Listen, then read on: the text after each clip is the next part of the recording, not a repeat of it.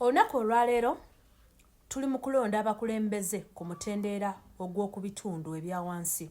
Ng'omwo mwe muli ba Lord Mayor, mwe muli ba Mayor ab'oku bitundu, mwe muli ba LCs, ba Chairpersons n'ebirala.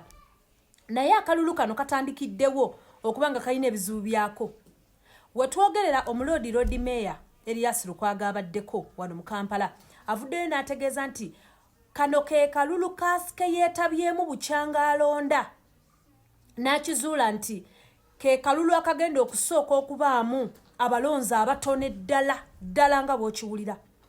Agambye bukyanga alonda kano akalulu ke kasinze okubaamu abalonzi abatono ddala. Bannayuganda, lwaki temwagala kulonda? Lwaki mwaweddemu essuubi? Bannange tulonde, nze mmaze okulonda. Noozi abange. Naye si kyekyo kyokka.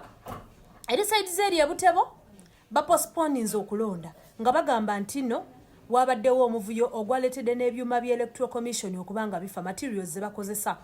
Waliwo entuŋŋamo abantu 7 bavudde mu race basazeewo bakite nga tebabalonze na kubalonda. What is really the problem? Kiki ekirese okutya mu kulonda? Lwaki tetwagala kulonda?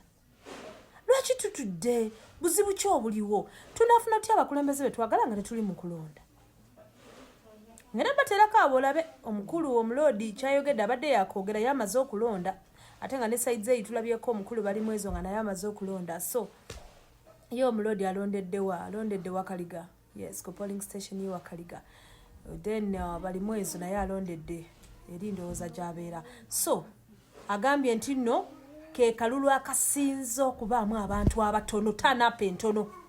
Mugenda kuwulira.